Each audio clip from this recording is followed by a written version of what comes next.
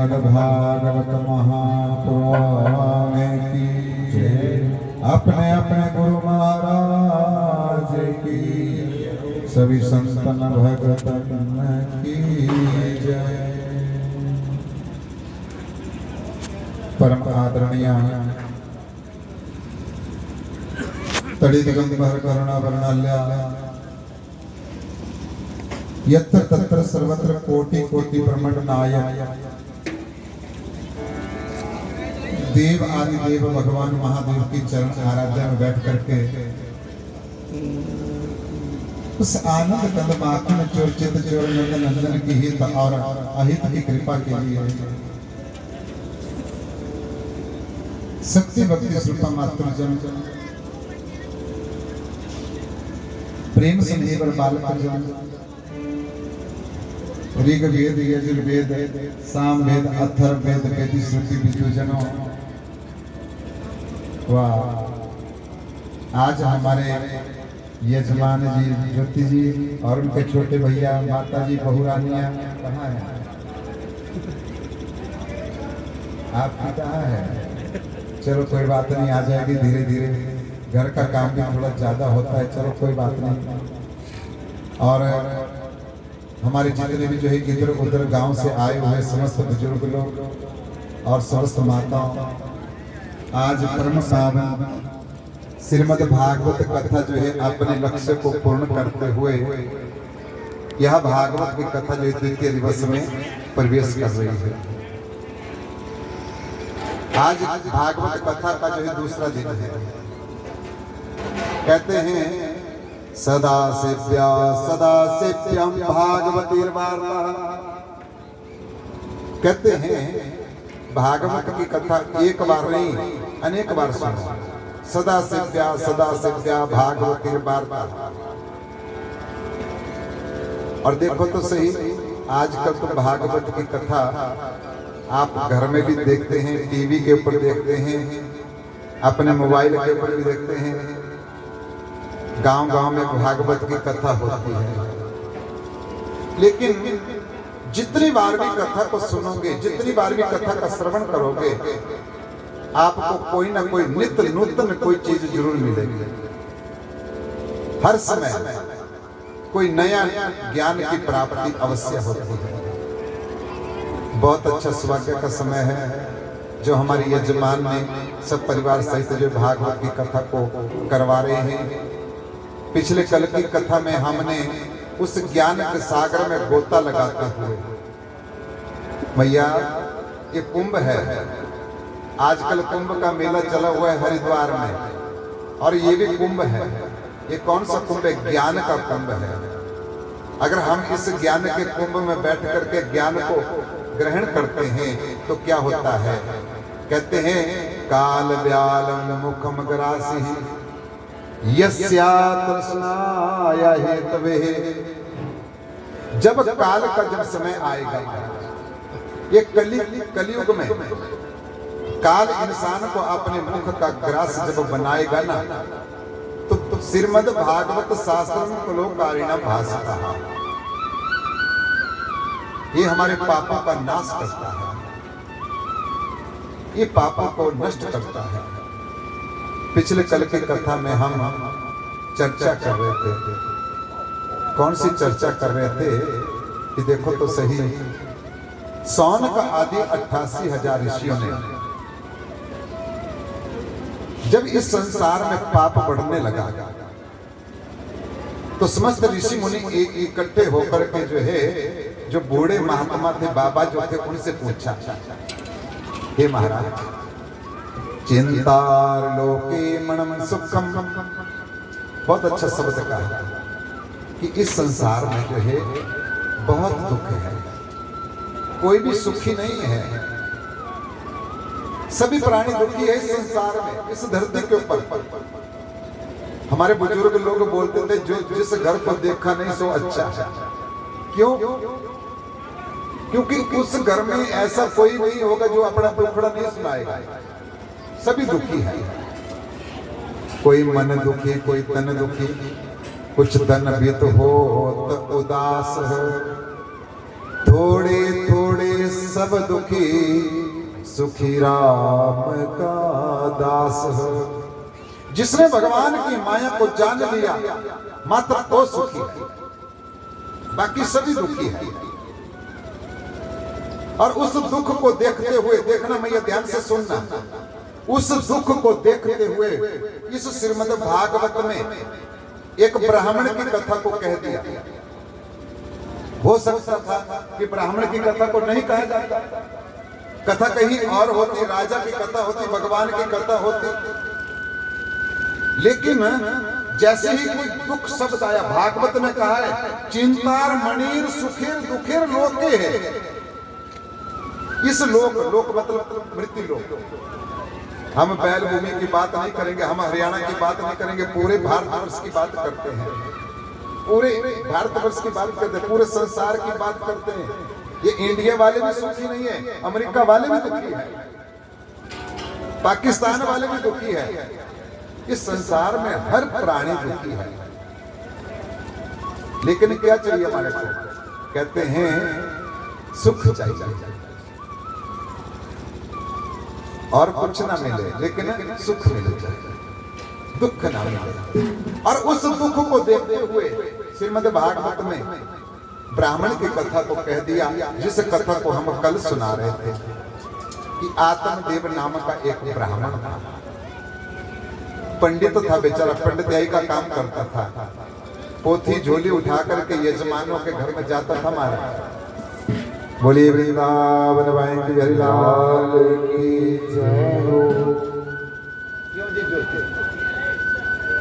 आत्मदेव ब्राह्मण जो था ना, पंडिताई का काम करता था, लोगों के घर में जाकर के यजमानी का काम करता था। लेकिन उसके घर में एक पत्नी थी जिसका नाम था धुंधली। धुंधली नाम की उसकी नारी थी। कहते हैं देखो बहुत सुंदर थी धुंधली नाम की नारी, बहुत सुंदर थी। और लेकिन एक गुण था तो दो अवगुण भी थे, उसके दो अवगुण भी थे। और दो अवगुण होने के अनुसार एक समय की बात है कि आत्मदेव ब्राह्मण गांव से विचरण कर रहा था, गांव से जा रहा था महाराज। और जैसे गांव से जा रहा था तो जो भी रास्ते में गांव के जो बच्चे मिलते थे उनको कुछ ना कुछ जो यजमान के घर से मिलता था बांट देता था। अपने घर में कुछ लेकर के नहीं जाता था, बच्चों से बहुत प्रेम करता था ब्राह्मण आत्मदेव।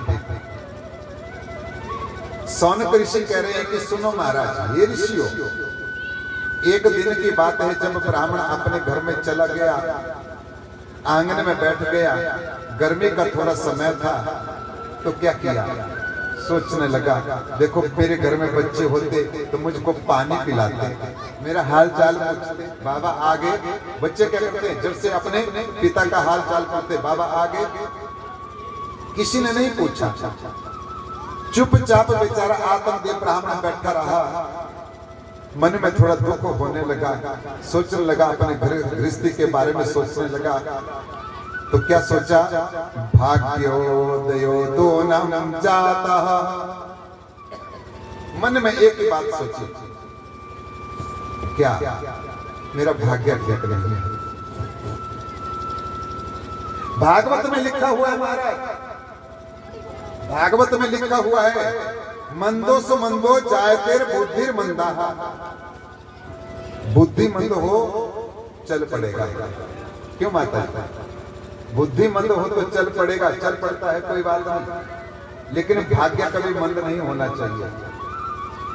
हमारे भाग्य में भाग्य मंद नहीं होना चाहिए, बुद्धि मंद हो तो चल पड़ेगा।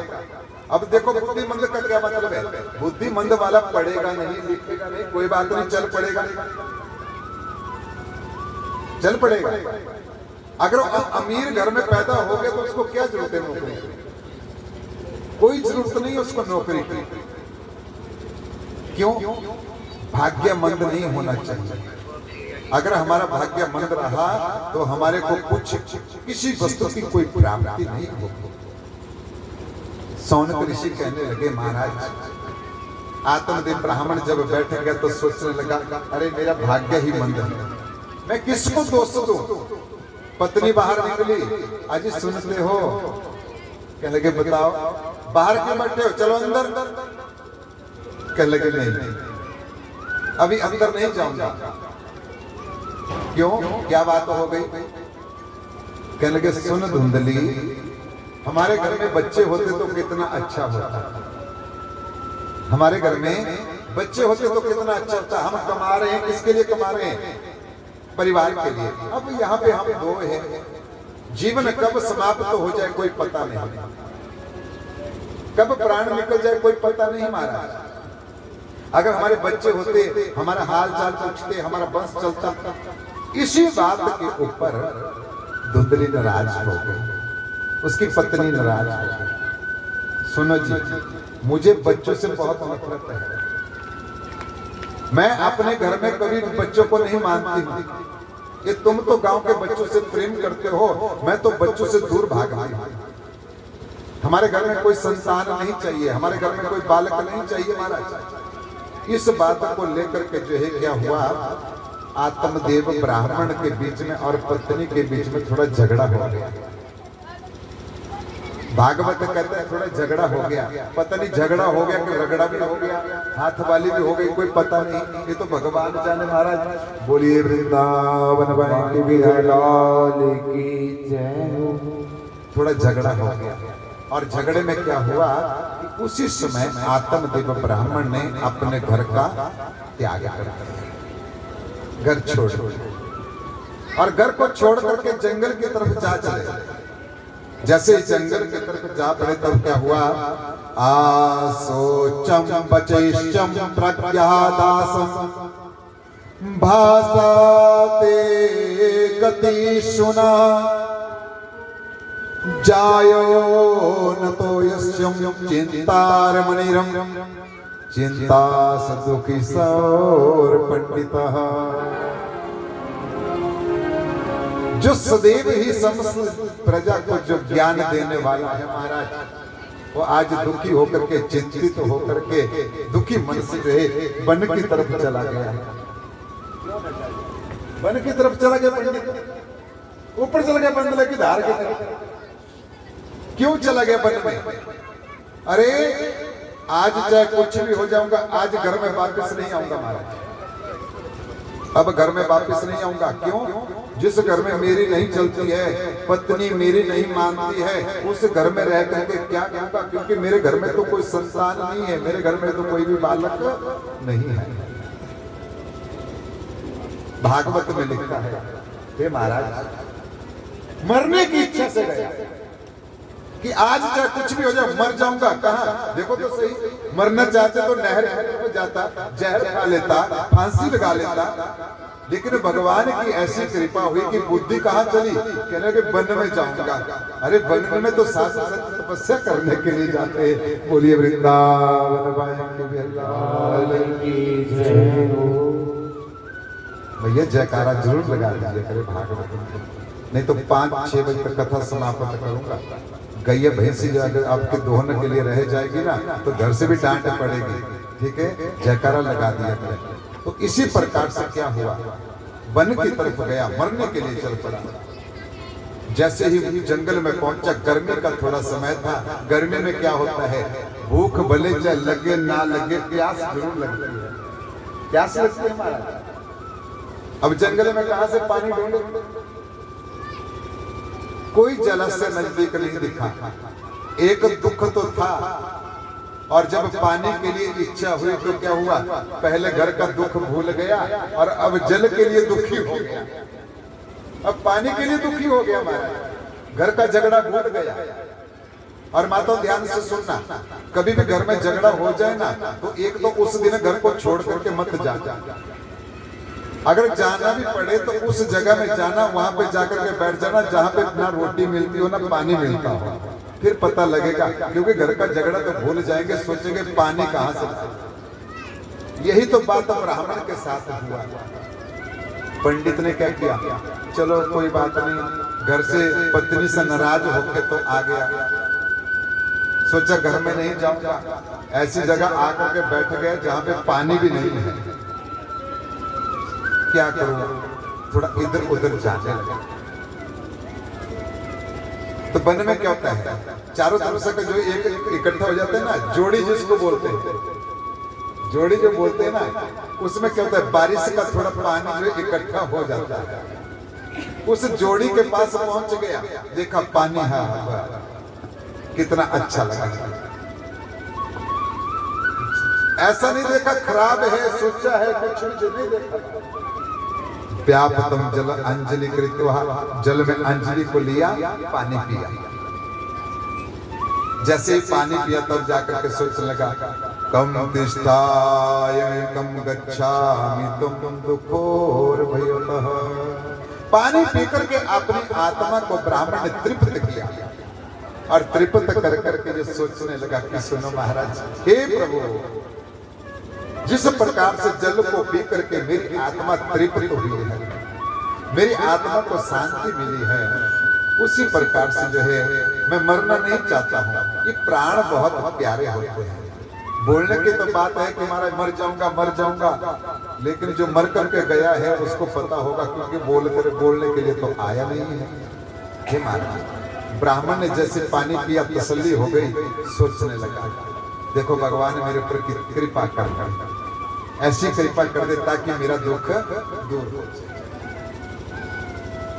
अच्छा, पीछे एक संत महात्मा खड़े थे, साधु खड़े थे। संत महात्मा क्या कर रहे थे, जैसे अकेले बात कर रहा था ना, तो साधु पीछे से सुन रहा था, पीछे खड़ा होकर के और हंस रहा था। संत महाराज हंस रहे थे। खड़ा हुआ, पीछे देखा, अरे यहाँ तो बाबा भी है कोई। चलो, मैं तो अकेला था, अब साधु मिल गया, तो क्या किया, सबसे पहले जाकर के साधु के चरणों में प्रणाम किया। प्रणाम महाराज। अब जैसे ही प्रणाम के चरणों में झुक गया तो रोने लगा, क्योंकि रोने से क्या होता है, माताओं को ज्यादा पता है, मन हल्का हो जाता है। रोने से क्या होता है महाराज, अगर आदमी ने रोना शुरू कर दिया तो मन हल्का हो गया, पुलकित हो गया, बिल्कुल सब दुख भूल जाते हैं। और जैसे रोना शुरू कर दिया तो रोते रोते जो है उठाया, अरे बेटा उठो, क्या बात है, बाबा ने उठाया, संत ने उठाया, साधु महाराज ने पकड़ा, उठाया। कह लगे, महाराज बताओ तो सही, कम दुखस्या किमं कारण, अरे तुम्हारे दुख का क्या कारण है, बताओ तो सही। ब्राह्मण ने बताया, फूट फूट करके रो रहा, नहीं महाराज मैं बहुत दुखी हूँ, मैं बहुत दुखी हूँ, मेरे घर में बहुत दुख है, मेरी पत्नी भी अच्छी नहीं है, तो क्या चाहते हो। कह लगे, सुखम अस्ति विरायम तेरम मनम कांति जीविना। मन की कांति, कांति कहते सुख को, मन का सुख ज्यादा चाहिए। क्यों भैया, हमारे को क्या चाहिए, मन का सुख ज्यादा चाहिए। मनम सुखम कांति ही, सब कुछ हो जाए, अगर मन प्रसन्न नहीं है तो कुछ भी नहीं है। मन का सुख चाहिए। तो कह लगे, मन का सुख कैसे मिलेगा। कह लगे, महाराज मेरे घर में बेटा हो जाए ना बाबा जी तो बहुत अच्छा है, बेटा हो जाए। साधु महाराज कहने लगे, सुन मूर्ख, ये प्राणी बेटा कभी सुख नहीं देता है। किसने बोल दिया बेटा सुख देता है। अरे महाराज बेटा तो दुख ही देता है। क्यों? लालने पालने दुखम प्रसतिष्ठम वर्तितः। बेटा जब पैदा होता है ना तो 4 साल तक तो लालन करो, पालन करो, टीका लगाओ, हॉस्पिटल में जाओ, वो करो, चलता रहता है। 4 साल के बाद माँ बाप को चिंता बढ़ जाती है, कौन से स्कूल में डाले। पहले तो क्या होता था, माताओं चल पड़ता था, जो गांव का स्कूल था उसमें चल पड़ता था, हिंदी में भी चल पड़ता था। आजकल तो स्कूल जो है मोबाइल के ऊपर छांट करके करते। कौन सा महंगा स्कूल है हमारा। एक बच्चा होता है, 2 कमाने वाले होते हैं, फिर बोलते हमारा पूरा नहीं पड़ता, गुजवारा नहीं होता। पहले एक आदमी नौकरी करता था, नौकरी का मतलब था एक कमाए 9 खाए, उसको नौकरी कहते थे। एक आदमी नौकरी लगता था, नौकरी का क्या मतलब है? नौकरी, एक कमाए नौ खाए। अब नौकरी का नाम हट गया। पूछ लेते क्या मिलता है महाराज? क्या मिले महाराज? तनख्वाह मिलती है। कह लगे कितनी मिलती है? बोले 60,000 रुपया मिलता है, पूरा नहीं होता। एक मेरा तन खाता है, एक मेरी बीवी खाती है, बच्चों का ही पूरा नहीं होता है। माँ बाप को तो छोड़ दिया किनारे, माँ बाप का तो बंटवारा हो गया। दो भाई है, माँ एक जगह रह गई, बाप दूसरी जगह रह गया। एक मैंने फिल्म भी देखी थी, अमिताभ बच्चन की देखी थी। वो बेचारी माँ कहीं और थी और बाप कहीं और पाल रहे थे। ये आजकल माँ बाप का भी बंटवारा कर देते हैं। क्यों? क्योंकि तनख्वाह मिलती है, हम वेतन हो चुके हैं। जो हमारा वेतन है वो हमारे लायक नहीं है। क्यों? क्योंकि हमारे लिए शांति नहीं है, हम कुछ और चाहते हैं। जितना भी मिलता है लालसा बढ़ती है, लोभ बढ़ता जाता है। हे मैया, हमारे बुजुर्ग अच्छे थे, जो मिल जाता था उसी से ही संतुष्ट हो जाते थे। बोलिए वृंदावन के बिहारी लाल की। संत महात्मा के पास झुक करके प्रणाम किया, महाराज बेटा मिल जाता तो बड़ी अच्छी बात है। संत महात्मा कहने लगे, सुन मूर्ख प्राणी, बेटा सुख नहीं देगा, तू भगवान का भजन कर ले। कहने लगे महाराज भगवान का भजन मैं तब करूंगा। आत्मदेव ब्राह्मण कहने लगा, बेटा जब घर में होगा और वो अपनी माता की सेवा करेगा, मैं भगवान का भजन करूंगा। संत महात्मा के चरणों में झुक झुक करके रोने लगे।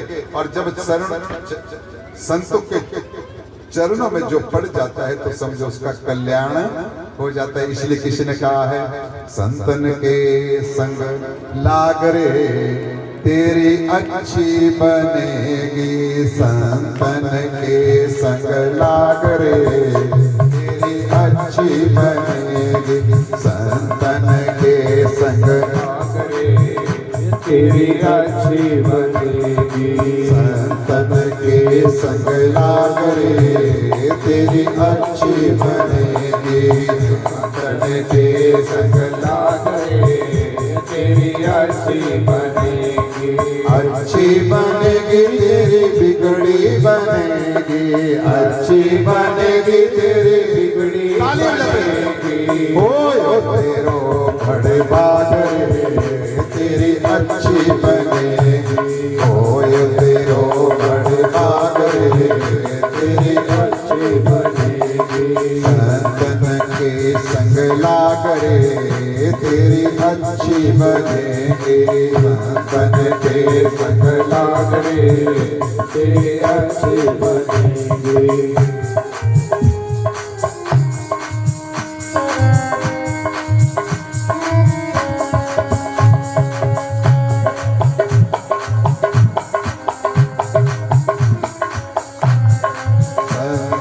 संग करी पुण्य कमाई। संतन संग करी पुण्य कमाई। संतन संग करी पुण्य कमाई। संतन संग करी पुण्य कमाई।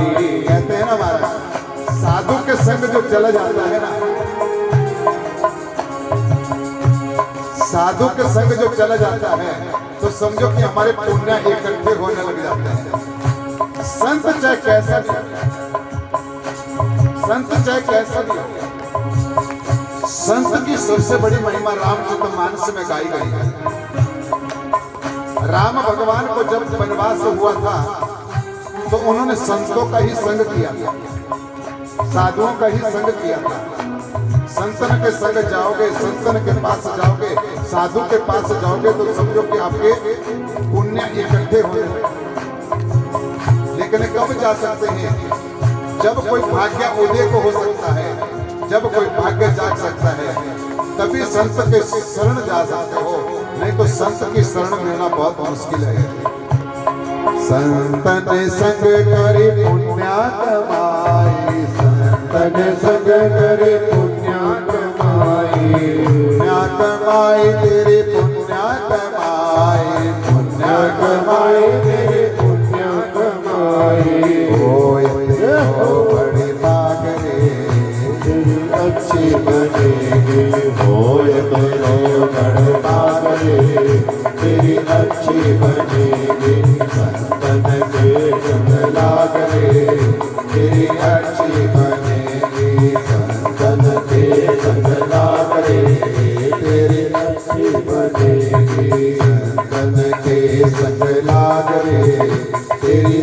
जीवन बोले वृंदावन के बिहारी लाल की। आज आत्मदेव ब्राह्मण साधु महाराज के चरणों में झुक करके फूट फूट रोने लगे ना, उठा लिया, बेटा उठ जाओ, काफी हो गया, अब बोल क्या चाहिए तेरे को? कोई वर मांग ले, अपने लिए मांग ले, पत्नी के लिए मांग ले, घर के लिए मांग ले। ब्राह्मण कहने लगा नहीं महाराज, मुझे कुछ नहीं चाहिए, मुझे तो मेरे घर में बेटा मिल जाता ना, बस बेटा मिल जाता, मेरे घर में कोई पुत्र हो जाता तो कितना अच्छा। हे ब्राह्मण, पुत्र का लोभ तेरे मन में है, जाओ फल को ले जाओ। एक फल उठाया, ऐसा झोली से निकाल दिया बाबा ने। बाबा की झोली में फल टॉफियां इत्यादि होती है, झोली से निकाला, पंडित ले जा, घर को ले जा, अपनी पत्नी को खिला देना, तेरे घर में बेटा हो जाएगा, भगवान की कृपा हो जाएगी। अरे महाराज, और क्या चाहिए था? ब्राह्मण तो बड़ा प्रसन्न हो गया, आज मुझको बाबा का आशीर्वाद मिल गया, कोई मंत्र तो किया हुआ फल मिल गया। और दौड़ता हुआ जैसे घर के पास पहुंचा, पत्नी से कहने लगा, अरे धुंधली, अरे धुंधली, बाहर निकल, बाहर निकल। पत्नी को क्या पता था मरने के लिए गया है। धुंधली बाहर निकली, दरवाजे के ऊपर खड़ी हो गई, कहने लगे क्या बात है, क्यों जोर जोर से चिल्ला रहे हो? कहने लगे महाराज सुनो देवी, देखो तो सही, बाबा ने फल दिया है और इस फल को तुम खा लोगी ना तो क्या होगा, हमारे घर में बेटा होगा। बड़ा प्रसन्न हुआ, बहुत प्रसन्न होकर के, जो ना जाने कोई जप करने से, कोई तप करने से जो फल नहीं मिलता था, आज बाबा ने दे दिया, खा लो। पत्नी कहने लगे सुनो महाराज, फल भक्षेण गर्भं स्रायति दर्वं वर्तिनः। सुनो, मैं फल नहीं खाऊंगी, चाहे कुछ भी हो जाए, मैं इस फल का भक्षण नहीं करूंगी।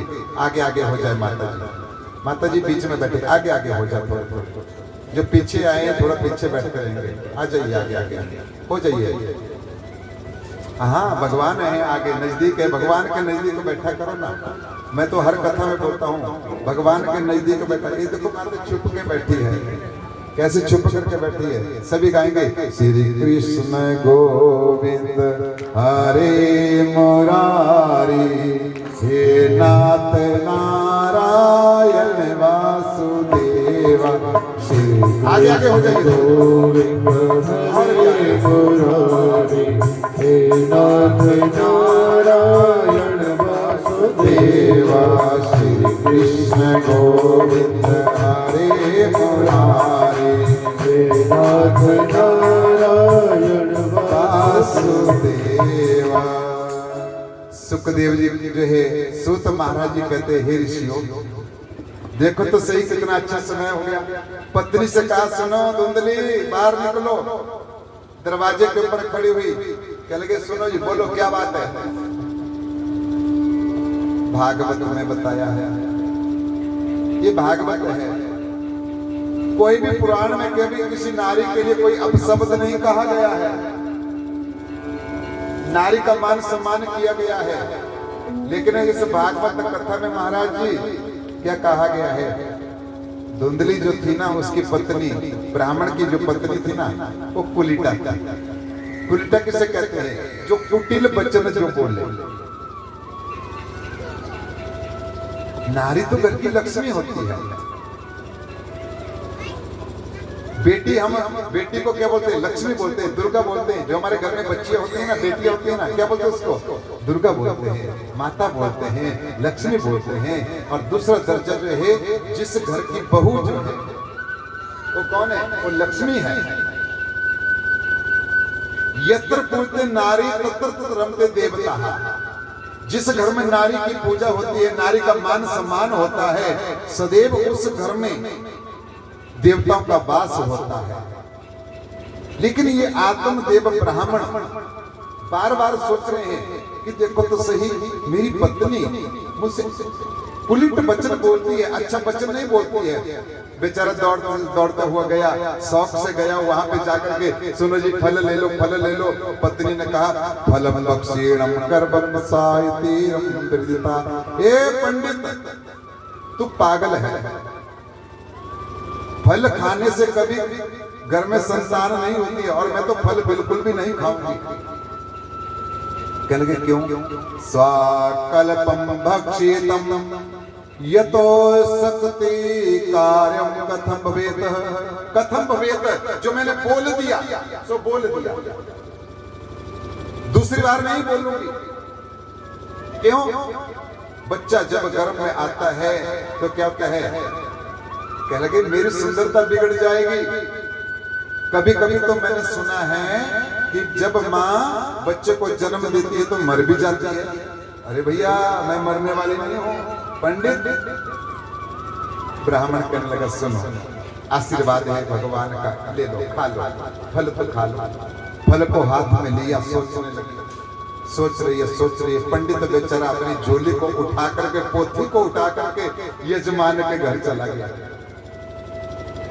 ऐसा पंडित था बेचारा, अगर कोई काम नहीं होता तभी गांव में जाकर के चक्कर लगाता था, सभी का हाल चाल पूछता। बहुत सज्जन, बहुत सज्जन, देवता स्वरूप।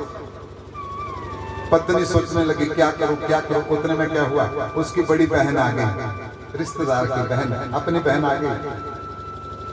दीदी प्रणाम, गले लगी। दीदी कैसे आना हुआ? कह लगे तेरा हाल चाल पूछने के लिए फोन भी नहीं किया। कह लगे मोबाइल खराब है। अच्छा हाल चाल पूछा, बैठ लगे। कह लगे तू उदास क्यों है? बोल तो सही, क्यों दुखी है? कह लगे क्या करूं, ये पंडित ना जाने कहां से फल लेके आया है। कह लगे तुम इसको खा लो और तुम्हारे घर में संतान हो जाएगी, बच्चा हो जाएगा। बड़ी बहन कहने लगी फिर इसमें मुश्किल क्या है? कहने लगे कुछ भी हो जाए मैं फल नहीं खाऊंगा। अच्छा तो क्या चाहिए? कहने लगे ब्राह्मण को संतान चाहिए, न्याणा चाहिए, बच्चा चाहिए। अच्छा तू डर गया। मेरे 3 हो गए हैं, 3 बच्चे, एक आगे होने वाला है, जो होगा सो मैं आपको दे दूंगा। बस बात खत्म। मेरा बेटा तुम्हारा बेटा एक ही तो बात है, हम बहनों में कौन सा अंतर है? बड़ी प्रसन्न। अच्छा ये तो बड़ी अच्छी बात है। इस फल का क्या करूं? कहने लगे फल का इसको खाना मत। देहली के ऊपर बैठे थे। देहली जानते हैं ना माता किसको बोलते हैं? जो आंगन और कमरे का जो बीच में दरवाजे का जो होता है ना, उसमें बैठे थे। कभी भी देहली के ऊपर नहीं बैठना चाहिए। माता ध्यान से सुने ना, कभी भी घर के देहली के ऊपर नहीं बैठना चाहिए। आजकल देहली नहीं है, पहले होते थे, पुराने घर होते थे, हमारी बुजुर्ग माताओं को पता है। और देहली के ऊपर कब बैठा जाता है? जब घर में कभी मृत्यु हो जाए। जब घर में कभी मृत्यु हो जाए तब देहली के ऊपर बैठा जाता है, लेकिन देहली की पूजा की जाती है। उस देहली के ऊपर क्या है? भगवान विष्णु ने हिरण्याक्ष नाम का दैत्य का वध किया था, और उस देहली की पूजा की जाती है। हमारे मंडी में, हिमाचल प्रदेश में, आपके यहाँ पर भी क्या करते हैं? जब कोई त्योहार आता है तो देहली की पूजा करते हैं। पंडित ज्योति के घर में जब पाठ में बैठता है तो क्या करते हैं?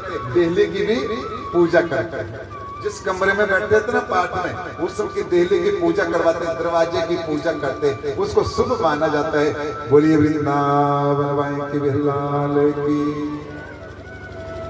धीरे से बोला करो भैया, ज्यादा ऊंचे मत बोलना। उस देहली की पूजा की जाती है। और देखो तो सही, इन नारियों को देखो, एक बहन आई वो भी वैसे, दूसरी बहन आई वो भी वैसे।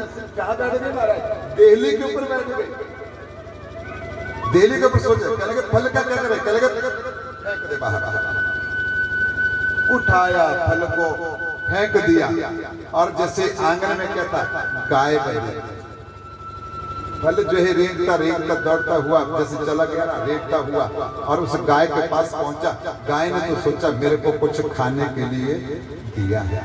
गाय ने सोचा गाय ने फल खा लिया, कोई पता नहीं था। समय व्यतीत तो होने लगा, जब समय व्यतीत तो होने लगा तब जाकर के जो है सुख जो है सौनक ऋषि कहते हैं, हे ऋषियों, गाय गर्भवती हो गई। गाय जब गर्भवती हुई तो देखो तो भगवान की कैसी माया, गाय ने बछड़े को जन्म नहीं दिया, बेटे को जन्म दिया। वैसे गाय तो बछड़े को जन्म देती है, लेकिन गाय ने क्या किया, ऐसे बेटे को जन्म दिया। और बेटा कैसा, कहते हैं सर्वांग सुंदर, अरे बहुत सुंदर। पैदा होते ही बेटा कैसा था, बहुत सुंदर था। और सुंदर होकर के देखो तो सही, गाय के अंश मिले। ये जो कान जो होते थे ये लंबे हो गए, जैसे बछड़े के कान होते ना वैसे लंबे हो गए, इतने इतने लंबे कान। और पूरा मनुष्य की भांति, कान बछड़े की भांति। पंडित जो है घर में पहुंचा, देखा गाय गर्भवती थी, अरे बेटा हो गया। तो क्या किया, गांव में हल्ला पड़ गया कि पंडित की गाय के लड़का पैदा हुआ। तो दूर दूर से लोग देखने के लिए, और पंडितानी ने क्या किया, धुंधली ने, जैसे कोई भी आता देखने के लिए, कोई 10 रुपए छोड़ता, कोई 20 रुपए, क्योंकि माताओं के लिए सबसे 2 चीजें प्यारी होती है, एक सोना और एक पैसा। आभूषण माताओं के लिए प्यारा होता है, और दूसरा सोना जो है माताओं के लिए प्रिय होता है।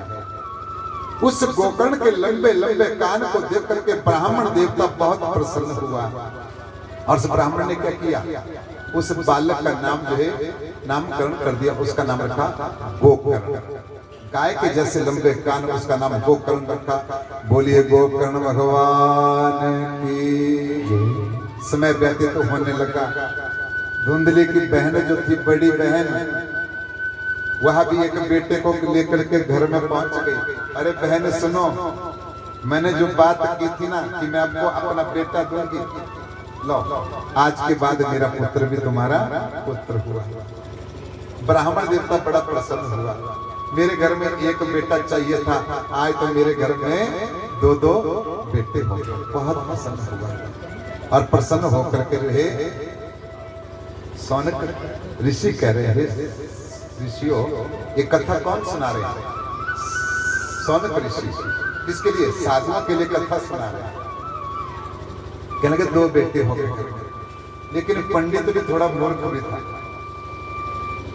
ज्ञानी तो था, लेकिन ऐसे कैसे भूल गए कि देखो ये कैसे हो गया कि गाय ने बछड़े को जन्म दिया, साधु को भूल गया, फल को भूल गया।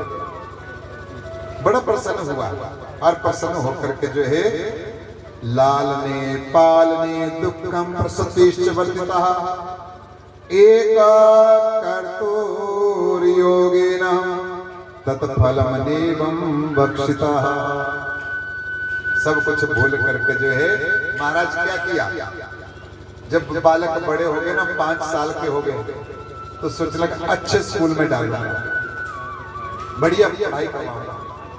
माँ बाप तो ये सोचते हैं हमारे बच्चे अच्छे निकले, ताकि बुढ़ापे में जो है हम बूढ़े हो जाए तो हमारी सेवा करें। ऐसा सोचते हैं माँ बाप, अपने बच्चों से आस रखते हैं, उम्मीद रखते हैं। बच्चा कैसा निकलता है वो तो भैया माँ बाप का कोई दोस्त नहीं है, वो तो बच्चा जाने या भगवान जाने।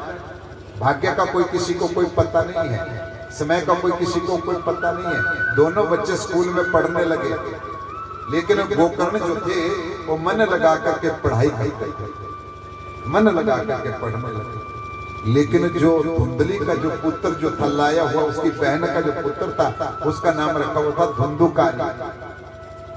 उसका नाम धुंधुकारी रखा हुआ था। अच्छा, क्या किया, धुंधुकारी जो है, जो स्कूल में और भी बच्चे पढ़ते थे ना, तो कभी उनकी स्लेट को उठाना, कापी को उठा लेना, पेंसिल को तोड़ देना, शरारतबाजी ज्यादा करना। मास्टर कहते जो कुछ, तो मास्टर का कहना, अरे तुम नहीं जानते हो मेरा बाप पंडिताई का काम करता है, मैं अपने बाप के पास शिकायत करूंगा, मेरी माँ बहुत ज्यादा खराब है, तुम्हारे से झगड़ा करेगी। तो मास्टर ने बोलना छोड़ दिया। मास्टर ने भी क्या किया, बच्चे को, उस धुंधुकारी को बोलना छोड़ दिया। लेकिन जो गोकर्ण जो था वो मन लगा करके पढ़ता था, बहुत अच्छा लगता था। बड़ा हो गया, धुंधुकारी चोरियां करने लगा, घर में आ गया वापस। स्कूल से मास्टर ने भेज दिया, गुरुजी ने भेज दिया, जाओ घर में, हम नहीं आपको रख सकते। अच्छा, घर में जब आ गया तो माता को पीटना शुरू कर दिया, माता को पीटना शुरू कर दिया। ठीक किया बेटी ने, फूल हाथ में लेकर के कथा को सुनना चाहिए कि भगवान की कथा है। ठीक है, बोलिए वृंदावन वाई की बिहारी लाल की। तो क्या किया, आयो सोचा सो प्रत्यम प्रज्ञा वदाय भाषा सिरः गतम सोना गतैश्चम न तीरम सो यस्यास पंडिता पुत्र। देखो महाराज, बड़ी विचित्र कथा है। तो क्या किया, जो पंडित का पुत्र था वो ऐसी भाषा बोलता था जिसको कोई सुनना नहीं चाहता। भाषा से भागवत कहता है कि सुनो, श्रीमद् भागवत के दूसरे अध्याय का 11वां श्लोक कहने लगे, ऐसी भाषा बोलता था जिसको कोई सुनना नहीं चाहता। पता नहीं कौन सी भाषा बोलता था, उल्टा पुल्टा बोल देता था, सबको जो गुस्सा होता था। धुंधुकारी माता को पीटना शुरू कर दिया। एक दिन माता को इतना पीटना शुरू कर दिया, माता दुखी हो गई और उस गांव के कुएं के बीच में छलांग लगा दी। दुख बहुत बुरा होता है। अब माता को पता चला कि देखो बेटा कैसा होना चाहिए, कुएं में छलांग लगा दी, बेचारी की मृत्यु हो गई। जब माता की मृत्यु हो गई तब जाकर के सोचने लगी, अरे क्या करूं, इससे मेरा अपना बेटा होता तो कितना अच्छा होता। ये तो पराया बेटा था जिसने मेरे को जो मां नहीं समझा। आत्मदेव बेचारा दुखी हो गया, क्या करे, पत्नी ने आत्महत्या कर ली, धुंधली ने आत्महत्या कर ली। दूसरा बेटा जो है अब आश्रम में था, गुरुजी के पास पढ़ता और आत्मदेव जो है अकेला घर में बैठता, अकेला बैठ करके सोचता क्या करता। बेटे को बुलाता हूं, पढ़ लिख जाएगा तो क्या करेगा, शादी कर लेगा, शादी करने के बाद जो घर गृहस्थी बढ़ जाएगा। धुंधुकारी जो है अब अपने घर से चोरी करके सब कुछ लेके चला गया, शराब पीने लगा, मांस खाने लगा। भागवत कहता है मदिरापान मांस का सेवन करता, मदिरापान कहते हैं शराब पीता, लोगों को तंग करता है, चोरियां करता। एक दिन की बात है कि राजा का धन चुराया, जैसे राजा का धन चुरा करके जो है वापिस आया और वापिस आकर के सैनिक पीछे पड़े हुए थे, सिपाही राजा के पीछे पड़े हुए थे। महाराज भागता भागता हुआ वैशल्य में चला गया और उन वैश्यों के घर में पहुंचा। उन्हें पूछा, महाराज तुम कौन हो? कहने लगे, मेरा तो नाम धुंधुकारी है, राजा के सैनिक मेरे पीछे पड़े हैं। क्यों पड़े हैं पीछे? कहने लगे, मैंने रानी का कीमती हार चुरा लिया है। 9 लाख का हार जो है वो मेरे पास है, मेरी जेब में है और राजा के सैनिक मुझको ढूंढ रहे हैं महाराज। अच्छा, वैश्य के मन में लोभ आ गया, लालच आ गया। अरे 9 लाख का हार इसकी जेब में है, सैनिक को कोई पता नहीं है कि ये हमारे पास आया है।